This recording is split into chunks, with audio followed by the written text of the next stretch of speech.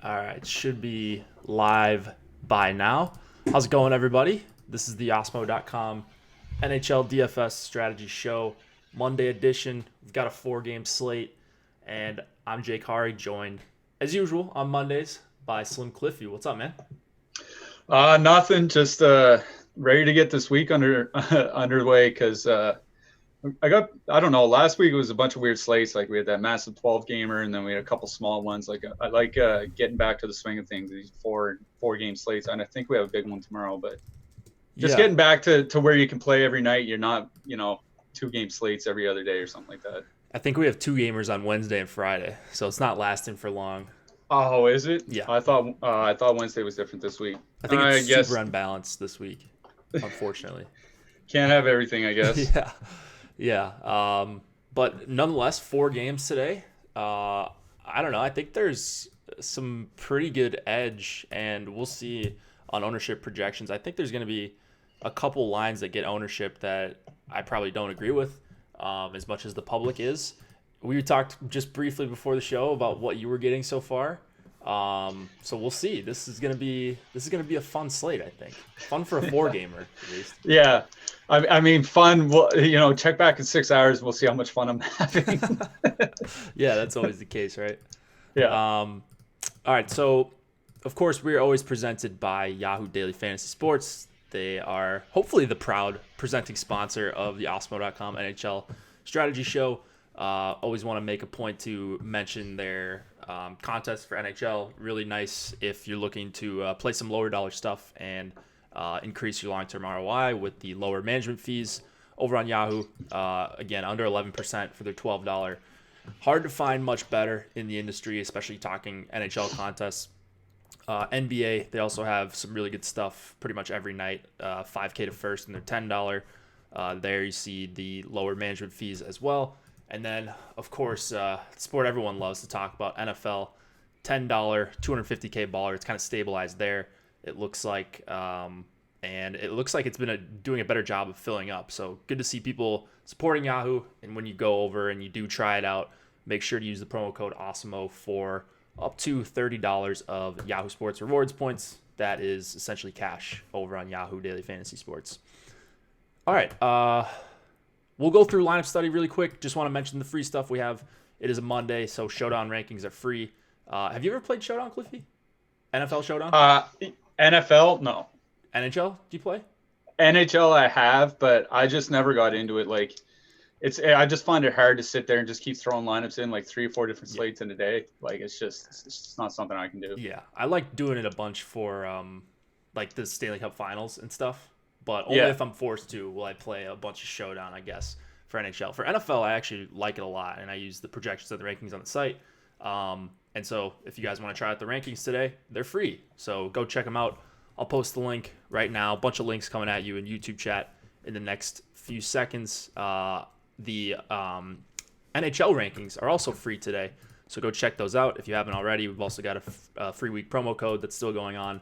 NBA boom or bust probability. That's another thing that's free today. And then if that's not enough, we also have a free giveaway going on for NFL Monday Night Football giveaway. Same thing as always. You guess the player that's going to score the most points. If you can't see this tweet for whatever reason in the YouTube chat, feel free to just go on my Twitter. My handle's under me, and I think it's probably the last thing I retweeted, so it's the first thing you'll see. But a bunch of free stuff we're giving away as always, and yeah, we love giving away free stuff. Lineup study for today. FC Pros lineup study.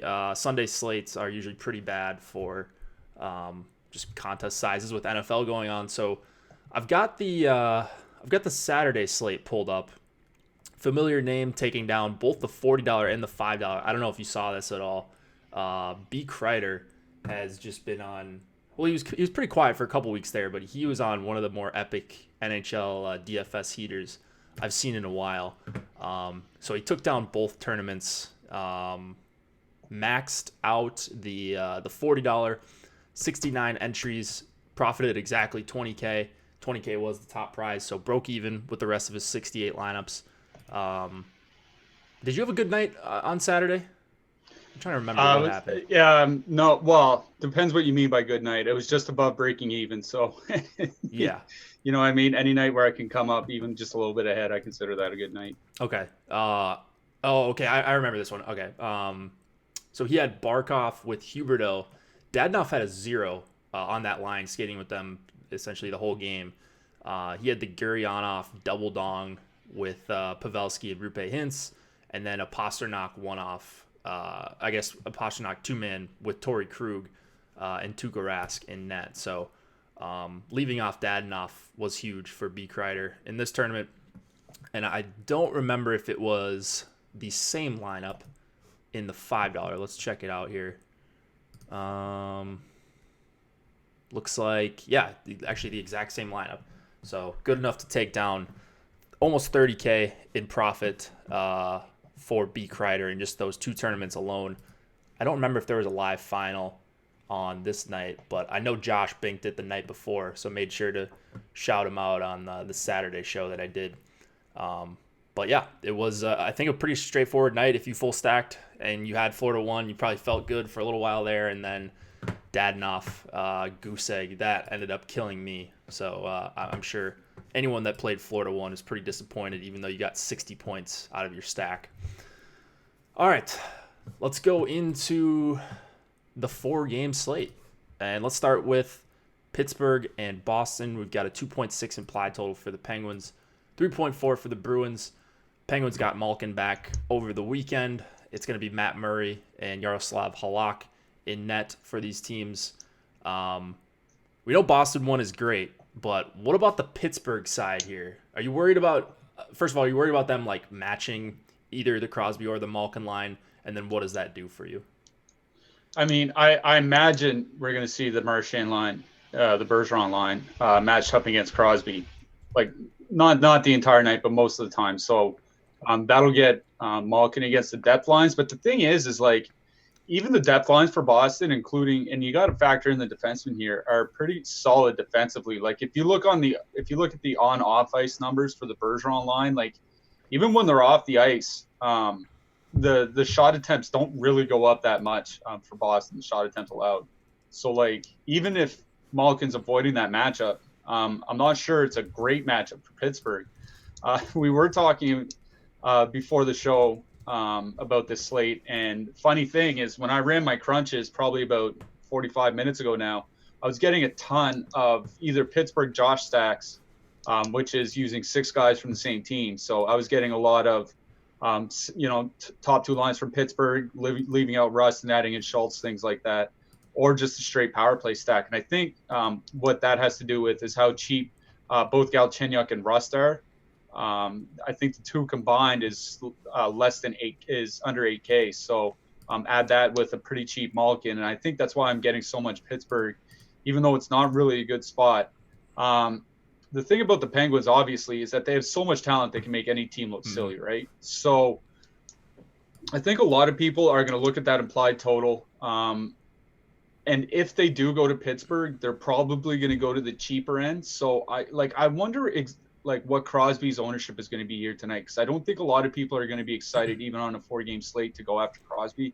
I think if you see expensive ownership, you're going to see it drift over more towards the McDavid line. We'll talk about them later. So as far as Pittsburgh goes, like, I don't know if I'll have much, but I will have some of the Crosby line in my lineups. I'm probably going to avoid the Pittsburgh second line because I think there's a chance that they end up higher than the Crosby line on this slate. And like I said, I don't know if there's a significant difference in matchups, especially when you factor in the defenseman that Boston's using. So as of right now, I'm going to have a little bit of Pittsburgh top line.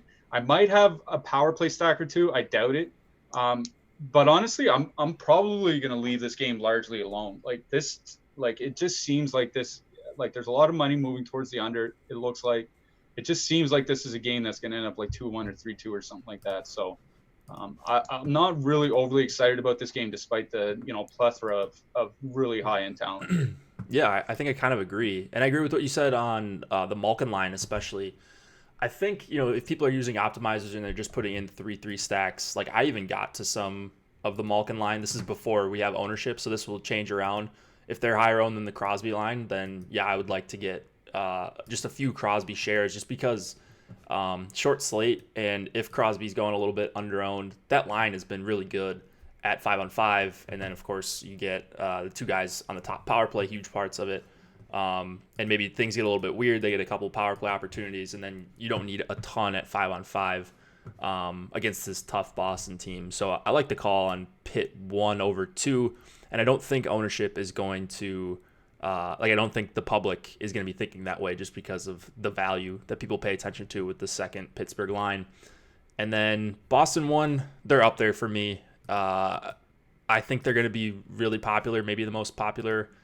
Well, maybe not the most popular line on the night, with now McDavid and Chason being so cheap, and you just get really cheap exposure to McDavid. So this line, if I have this right, if my math is correct, they're almost 24K, and then 23.9. Yeah, and then no other line is above 18.6. So I still think somehow they're going to be incredibly popular, but I don't know. There's from a raw point perspective, there's no one that can touch them on this slate, I don't think. But it's just going to be whether or not they're 16% owned or 26% owned. For me, that's going to make the difference as far as where I get to them on exposure. Yeah, I think they're going to be higher than we expect, and I say that because of the other teams on the slate, right? There's a ton of cheap lines that you can use. Basically, the Ottawa second line, Ottawa third line, Rangers second line, Rangers third line, Nashville third line. Any of the Arizona lines, basically, except for the Kessel line, you can use. Edmonton too, I think, is almost cheap enough to fit in now. So. It's one of those things where, if this is a 4-game slate, but instead of Ottawa and the Rangers, we have something like Toronto and Tampa Bay, then I could see Boston not really being that high owned. But like you mentioned, with them so expensive and with so many cheap lines on this slate, I think we could see some pretty heavy Boston ownership here. Yeah. So for me, it's a package deal with them. I think for the most part, I play all three of them together, and you just hope for the classic Boston 1 explosion that we've seen a couple times recently. I don't really like to pick and choose which of Bergeron, Marchand, or Pasternak to leave off. The only way I would determine that, sometimes I do use a Bergeron, Marchand, just penalty kill stack, right? Because they're on the PK together. Yeah. So if they can donk a penalty, shorthanded goal, then they'll have a big advantage, even if Pasternak gets a goal or something like that. You know what I mean? That's actually a good point. Yeah. That would be I've done that at times, but I'm with you. The vast majority of the time, it's the three of them or none of them. Yeah. So unless I'm forcing in 3-2-1, it's just going to be all 3-3 for hopefully for Boston 1. Second line, probably another optimizer play. You could Josh stack them, I suppose. I think you could probably fit them with the top line. Just trying to do it quick on our lineup builder here. It's pretty expensive.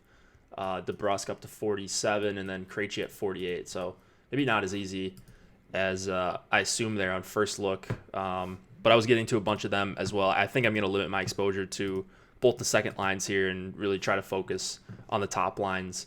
What about on the blue line? We've got Letang at 6K, Schultz listed on the top power play as well for 3,800. And then a guy that I've struggled with a lot this year, Torrey Krug at 5,300. McAvoy skates with Boston 1 a lot at 5-on-5. What are you doing here with defensemen? Krug would be the guy to use, obviously. If you're using a Boston stack and you want to throw in Krug, then that's fine. I'm completely fine with that. Again, we talked about it before, I think this is one of those games where if you use Krug, you're probably going to have to use him at the Boston top line, because I don't think Krug goes off by himself in this game. So I think that would probably be the way to attack. The thing with Schultz, one thing to note is that they did rotate in Alex Galchenyuk at times in practice in Schultz's spot. So Schultz was there all last game, even with Galchenyuk in the lineup. So that indicates to me that they're still going to run with Schultz. But maybe if they go 0 for 2 on the power play in the first period or something like that, then they change it up. So that's just something to worry about. But I mean, you can't really control what the coach is going to do once the game starts, right? All you can go by is the information that you have at the time. You can't anticipate, good luck anticipating what a coach is going to do 30 minutes into a hockey game, right? Yeah. So that I wouldn't worry about that too much. So for me, I'm not as big on McAvoy. Like he's not a guy that gets really significant power play time, and he's not a shot volume guy. So he's not somebody that I usually roster. So if I don't think I'll have much Boston one. If I have them, it'll be with Krug. Other than that is Schultz, and then I won't have any other defensemen out of this game, I don't think. What about the goalies here? Big discrepancy in price: 8,300 for Halak and 7K for Murray. We've seen with the new DK scoring, these goalies in like bad spots are pretty much always viable because if they're going to see volume, they have merit in being played on DraftKings. Is Murray one of the goalies you're focusing on? I know you like to have a tight core of goalies. Yeah, he'll be one of them for sure. And like you mentioned, it's just because of the price. Like I'm pretty cheap when it comes to goalies. There's another 7K goalie on the slate that I'll probably be using as well. I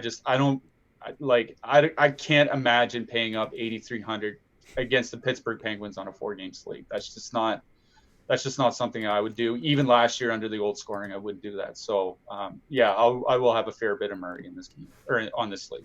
Yep, I think I will as well. Right now I have more Murray than Halak, which I think might be contrarian when we get ownership projections. Let's go to the next game, Ottawa and the New York Rangers, the premier game of the night for DFS. 2.9 implied total looks like for the Sens, 3.6 for the Rangers. Anders Nilsson, Alexander Georgiev in net, and ton of value. Just if you go by the implied total compared to the pricing on both of these teams, and you just look at how bad these two teams are defensively, hard not to get a piece of this game in a lot of your lineups. Does anything stick out to you here? Well, the first thing that sticks out to me is with Logan Brown out of the lineup for the Sens, JG Pajot is on the top line, and it looks like that top line is for Ottawa is going to have perfect correlation now on the power play to go along with Thomas Chabot on the blue line. So there's not often with the Ottawa Senators that you get perfect correlation on the power play from a line, and it looks like tonight we're going to get that, at least to start out. Again, they could change things up as soon as the game starts, but it just looks that way for now. And the line's not super cheap considering the quality of the team that they play for, but again, this is one of the best matchups probably for both teams that they're going to get all season. This is probably the best road matchup possible for Ottawa specifically. So I do like that Rangers or that Ottawa top line here tonight. I like both top lines, but I'll get into the Rangers here in a little bit. Anthony Duclair has just been on some kind of tear lately. Like it was about 10 days ago that team got pasted when they were in Dallas, and I wrote about it today in my Power Plays article. And since then, I think Duclair is like 20 shots in 4 games. He's playing at least 16 minutes a game. There's a reason his price is up to 4,900 on DraftKings. It's just I wrote him up because he's a fair bit cheaper on Fanduel. But that's going to be a line that I can see myself having a lot of, or not a lot of, but a fair amount of here tonight, because I think you won't see a lot of people full stack using JG Pajot. And I think you'll see a lot of people picking parts and matching them with, the McDavid line or the Boston line or Pittsburgh or something like that. Yeah, for sure. I love the call on Ottawa 1. That's my favorite Ottawa line by a long shot when you talk about pricing, raw points, all of that. I think they're the clear play for Ottawa's side. And the Rangers are really, really bad defensively. At least they have been so far this season. Like they're leading. I know expected goals, like there's been some issues with how they're tracking that, but like they're so far ahead of everyone in a bad way this season on a team 5-on-5 level. So I like to look at the team stats, just see which teams are bad at 5-on-5 every few days. And I mean, the Rangers have been awful. So really one line that I want to attack them with, and that's the top line that you mentioned, as well as playing Thomas Chabot for 6,200, probably going to be my highest owned defenseman. If not, it might be Trouba on the other side. But you said you like both of the top Rangers lines as well? More the top line than the second line. And I say that because it's just the minutes that Ryan Strom's playing. That's another thing I wrote up in my Power Plays article. If you look at the minutes he's played, since Mika Zibanejad went out, it's been 3 games now, and Zibanejad's not going to play tonight either. Strom's played averaging over 21 minutes. It's like Ryan Strom's averaging over 21 minutes a game.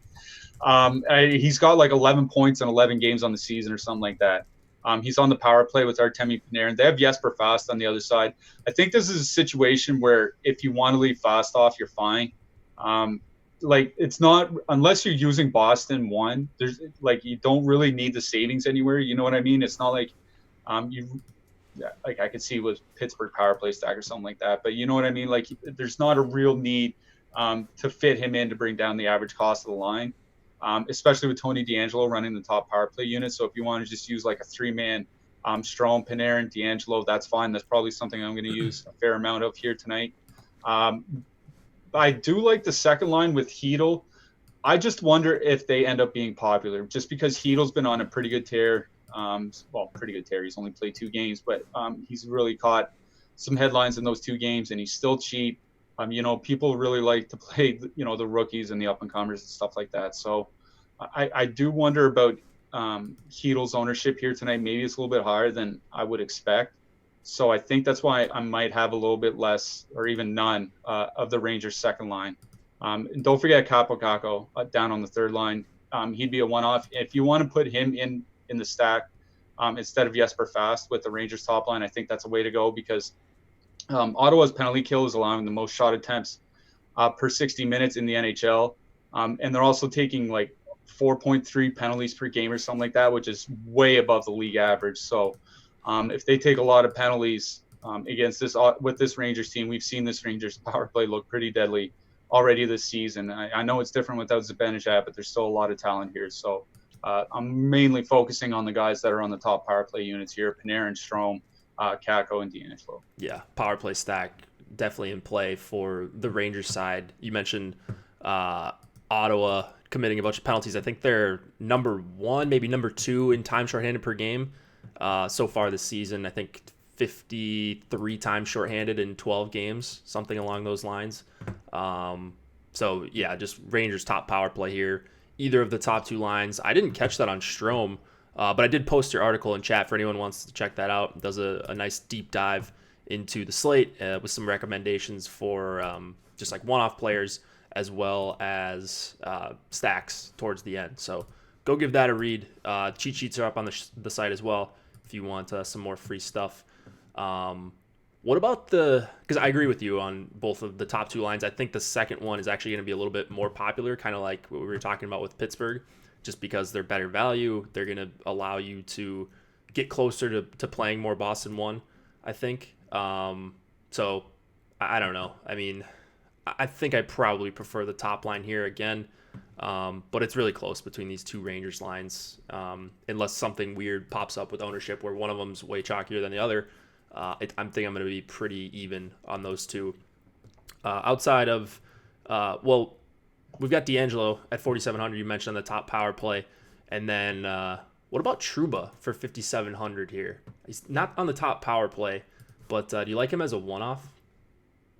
I do because I don't think he's going to be very high owned. And for the reason that you mentioned that he's not on the top power play unit, people are going to know that. So I imagine Tony DeAngelo is going to be higher owned. But like Trouba's still playing like 22, 23 minutes a night.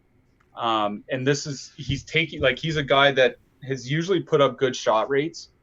He just hasn't usually gotten a ton of minutes at 5-on-5 up until like last year, basically last 2 years.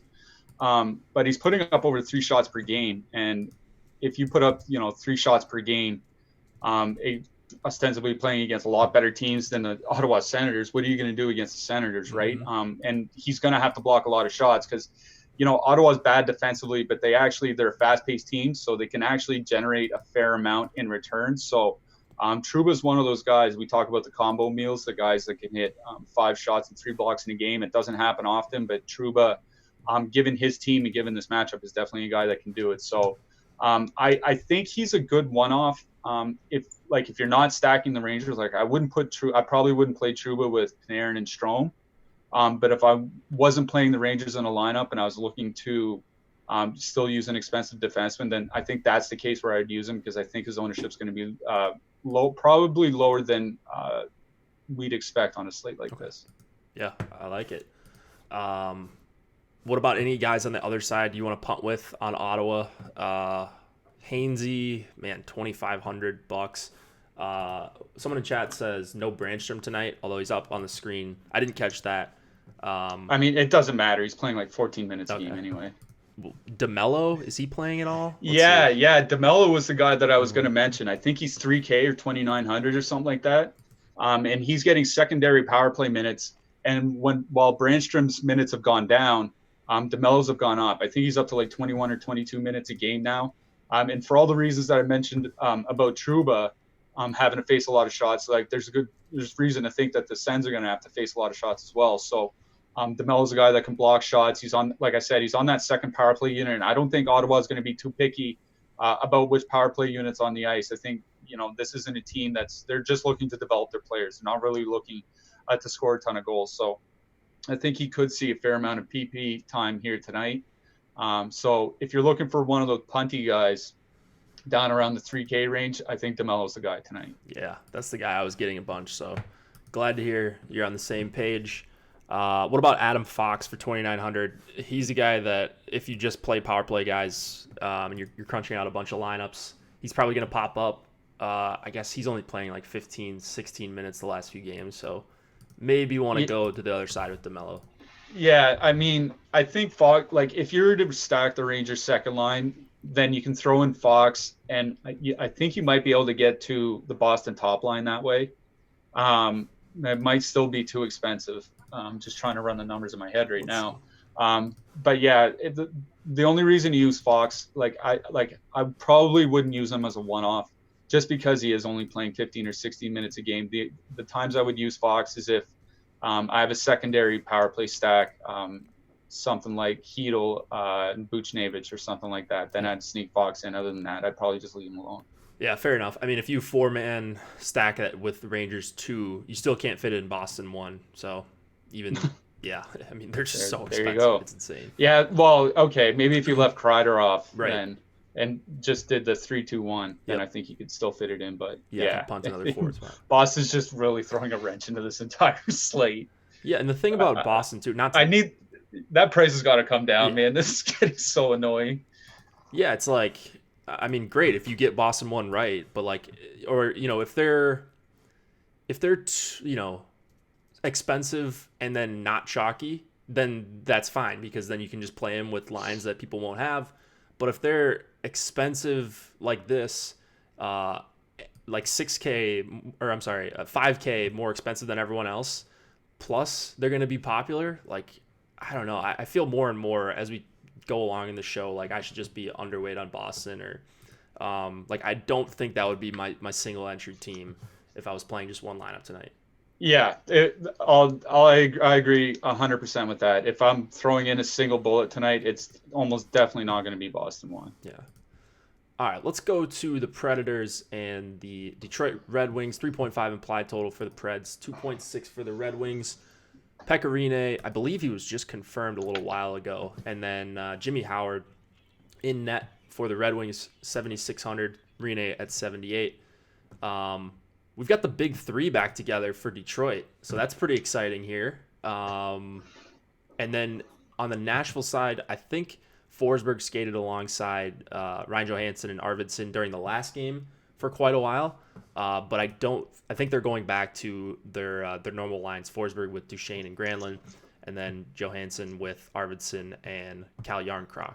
Are you seeing the same sort of thing? Well, I know that their beat writers were saying that they had a game day skate today, but they didn't skate in their lines.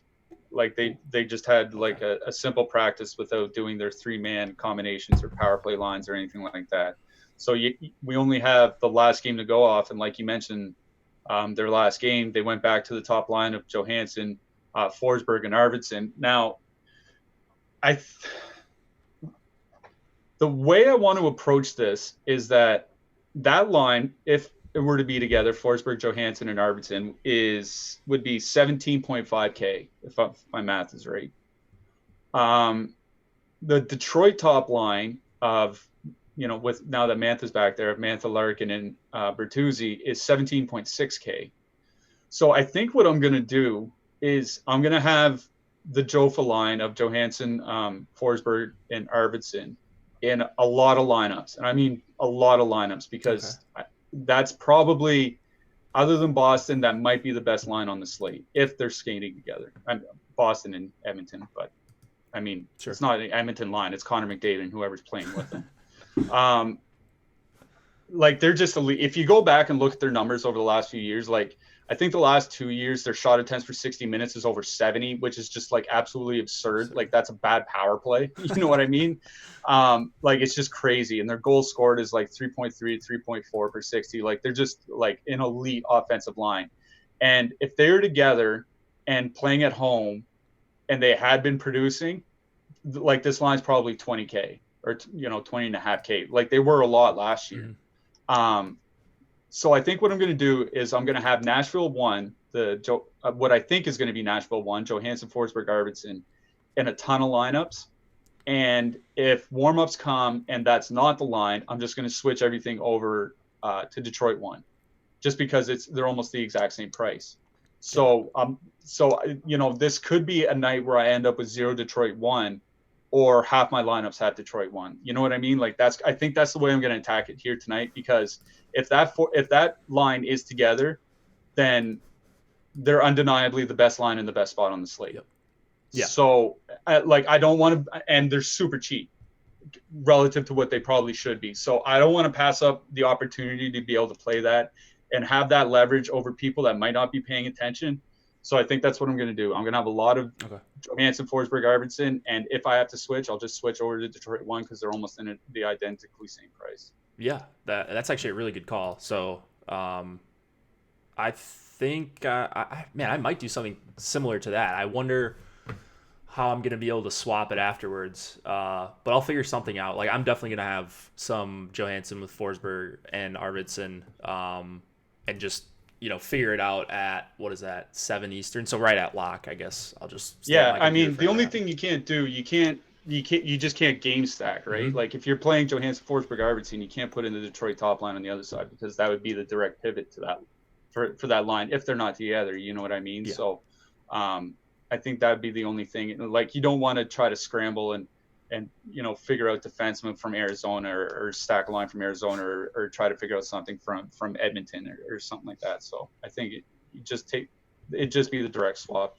is the way that I would approach that. Yeah. I mean, because I would have a lot of interest in playing Duchesne with Forsberg and Granlund as well, if that were going to be the line.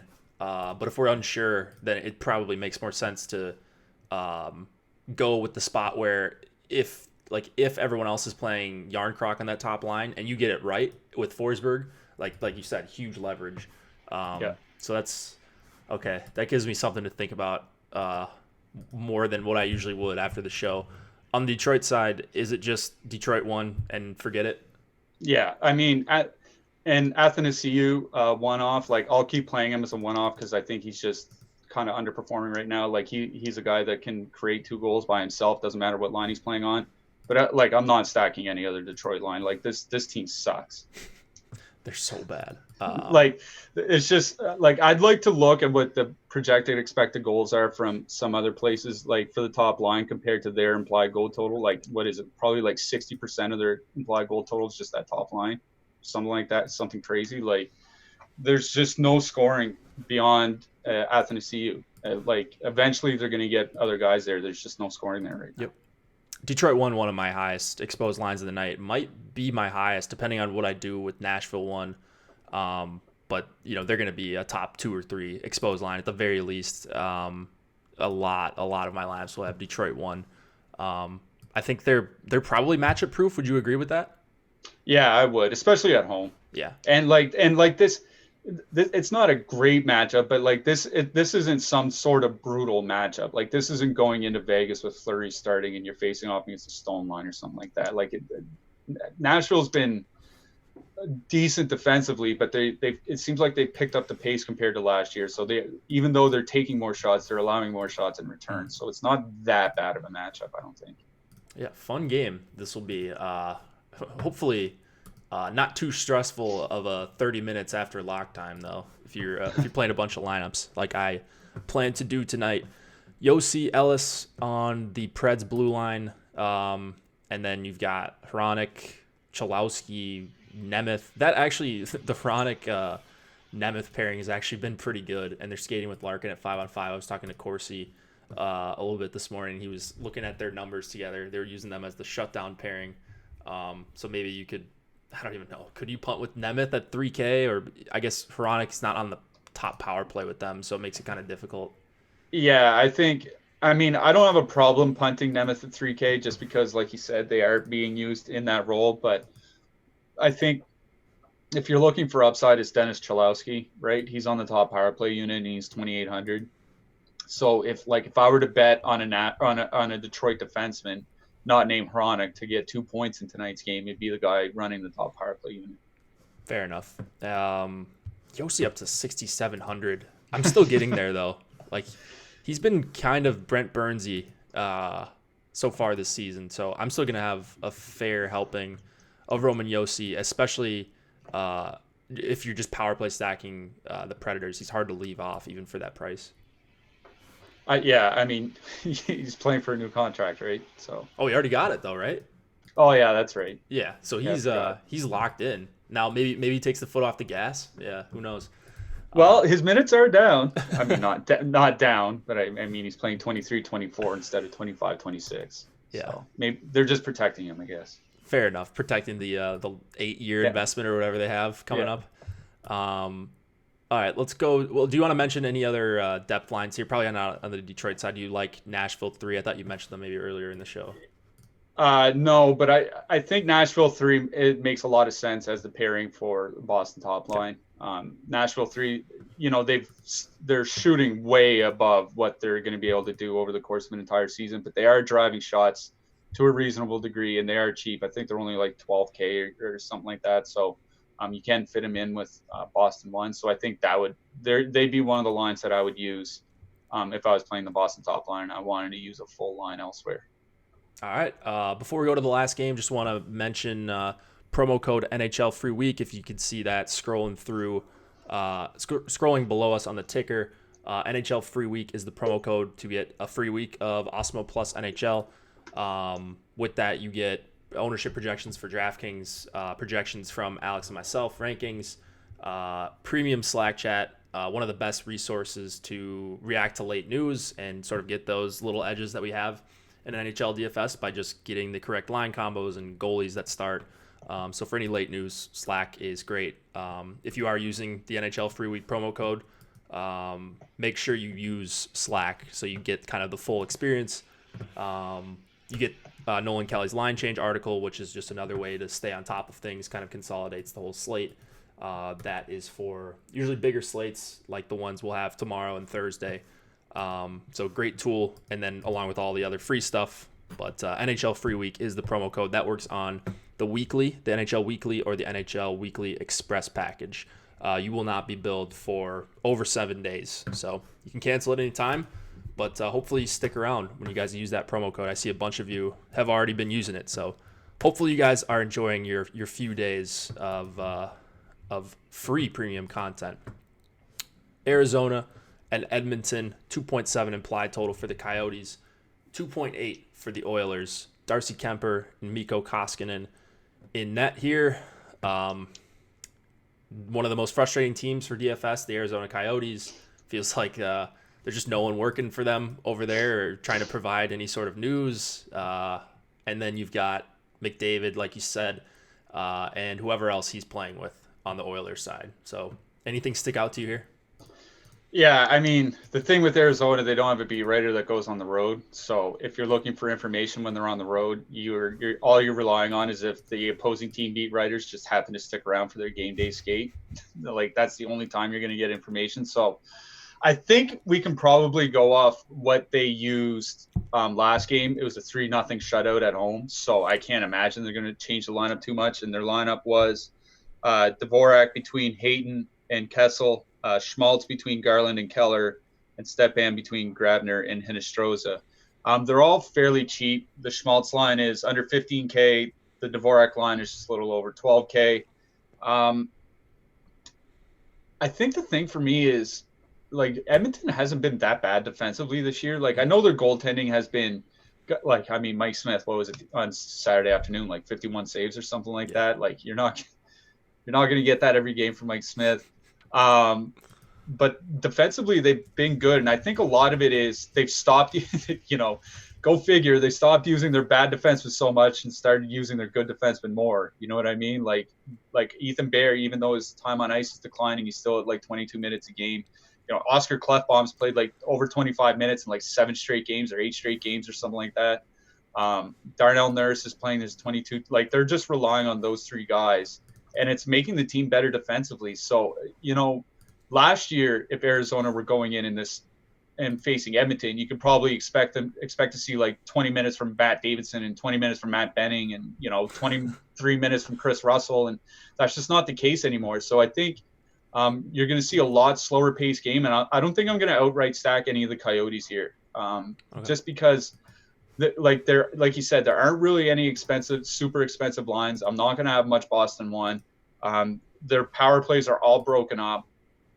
They do change their lines in game a fair amount. So when I look at this game, I just see some one-offs I'm going to use. Barrett Hayton is a guy I'm going to be using at times as a one-off. Dvorak is a guy I'm going to be using. Jacob Chikrin is a guy I mentioned in my Power Plays article today because his price is quite a bit lower on FanDuel than it is on DraftKings. Like he's 3,500 or 3,600 on FanDuel. So I think there's some savings there for a guy that's playing PP2 and over 20 minutes a game, who's a real good young defenseman. So Chikrin on FanDuel is a guy that I kind of like. But I just don't see myself stacking Arizona here tonight. One-offs like Hayton, Hinostroza, Dvorak maybe. Just no full stacks for me, I don't think. I'm kind of with you here. Like even when I'm running 3-3s, the line I'm getting to the most is the step on line. But I take a closer look at that, and you can look to see who you have with who on Fantasy Cruncher, which is kind of a nice little tool. I know you use Fantasy Cruncher as well, but for anybody that doesn't have it, and like basically all my step on line lineups are with Boston 1. So it's going to be a popular filler. They're just dirt cheap, and you've got a guy in step on that's going to grade out well as a value for 3,400. So that's fine. I mean, if I get beat by that double stack, I'm okay with that. But you just kind of know who these lines are going to be played with. And then I don't really have an opinion on which line is better or going to get all the ice time for Arizona. I think Dvorak and Kessel would probably pretty safe as a 2-man if you're going there. But I'm not really in love with any of these Arizona lines, and I think they're all going to get some ownership. So it's really just about McDavid and Draisaitl here for me. What do you think about Chason on the top line? Yeah, I mean, I like Chason better than I do Cassian. I'll say that much. I mean, Chason, he showed what he can do on that line last year. At least he could keep up with them, and he ended up scoring, what was it, like 23 goals or something like that. Like he had a 20-goal season on that line, and he's an upgraded Cassian is the best way to describe it. I don't think it's necessary to use him. You can. I think it's fine if you want to bring down the average price of the line to use him. But I just don't think it's directly necessary. I'm just like when I ran my crunch a while ago, I wasn't getting a lot of Chason. I was just really getting a lot of McDavid and Draisaitl duos. And if you want to throw in Chason, I have no problem with that. I'm just telling you what my numbers are throwing back at me. I'm going to have it both ways. So I'm going to have McDavid with Draisaitl. I'm going to have Chason with McDavid and Draisaitl on some lineups because I think I'm going to run a combination of 3-3 stacks and like 3-2-1 and power play stacks and stuff like that. So I agree. Like bigger upgrade or an upgrade on Cassian and $1,200 cheaper than him if he was going to be on that top line. So it makes it a little bit more affordable as a full stack. He'll probably get left off quite a bit. But for the people that just do 3-3, like me sometimes, $2,900 winger playing with McDavid and Draisaitl is going to also get thrown in to a good bit of lineups as well.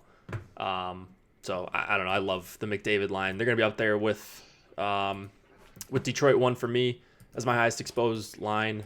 And then outside of them, like I mentioned, Arizona, not super appealing to me here.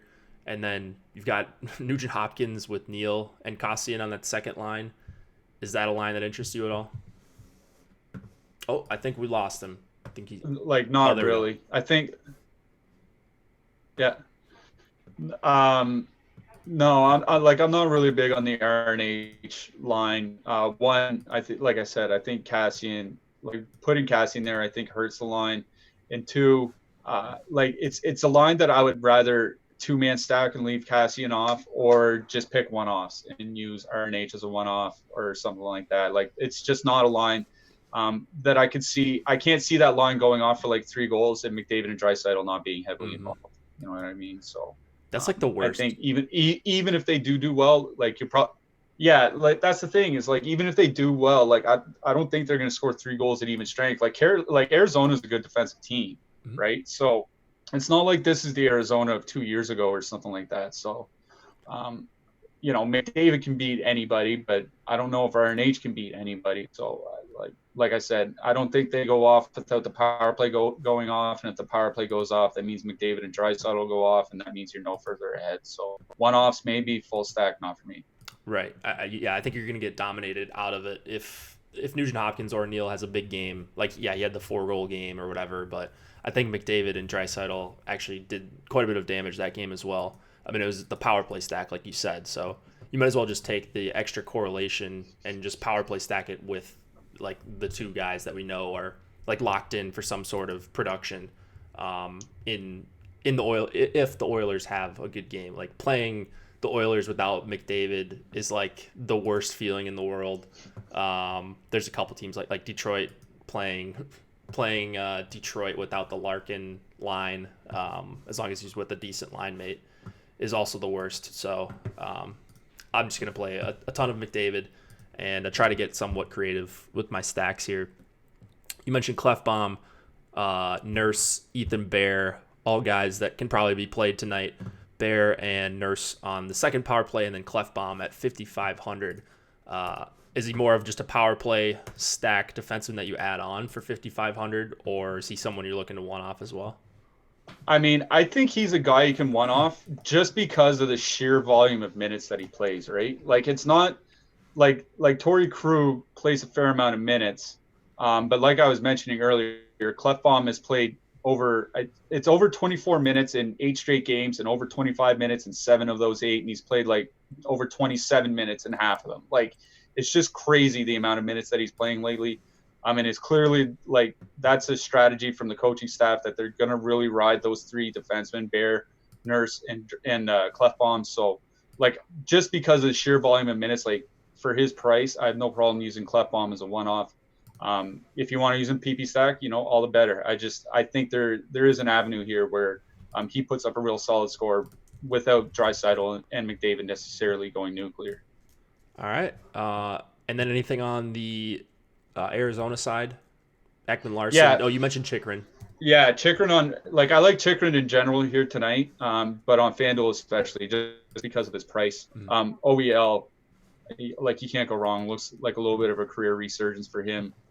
End of last year and going into this year, he's starting to look a little bit better. So basically those two. Goligoski's he's a guy that's coming up a lot in my crunches, and I'm not entirely sure why.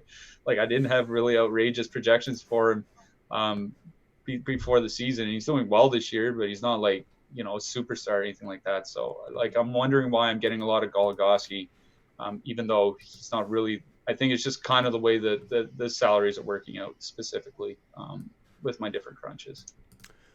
Yeah. All right. Goalies, actually, I always forget to mention these. You mentioned Murray is one that you're kind of keying on. I think we kind of know we can kind of project the guys that are going to get volume tonight, right? Anders Nilsson, Georgiev probably going to get some volume. Anyone else that's sticking out to you as a goalie? I mean, yeah, Jimmy Howard would be the guy. Okay. I think Jimmy Howard's starting tonight, and Yeah. he's 7,500, 7,600, so he's not like super expensive. You're saving a little bit.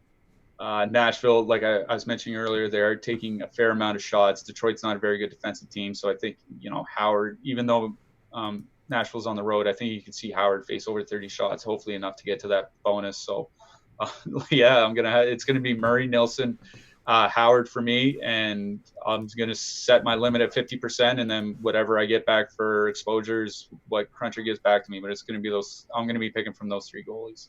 And even more like high variance position just made even less fun to try to talk about with the new DK scoring. Like it's just Just all right. Is this guy going to see volume? Does he have a chance at 35 saves? Well, okay, then I guess I can play him. Yeah, I mean, I like it takes away all the incentive of playing like 82 and $8,300 Yeah. goalies, right? Like it just doesn't make, and especially where like you're getting some goalies now, like often Jonathan Quick and Jack Campbell have been in the 6K range, right? Yeah. And they're seeing a lot of volume. So I think like it with the new scoring, I just don't think it makes a lot of sense just to keep plugging in those 8,200 favorites at home, hoping for the win. Like it just doesn't make sense. Right. Couldn't agree more. All right, a few more things before we head out of here. Promo code NHL Free Week. Again, you get a free week of Osmo Plus NHL that works on the weekly package or the NHL Weekly Express package. You can see the details on the join page, osmo.com/join. We've got a Twitter giveaway going on here. Wait, is this right?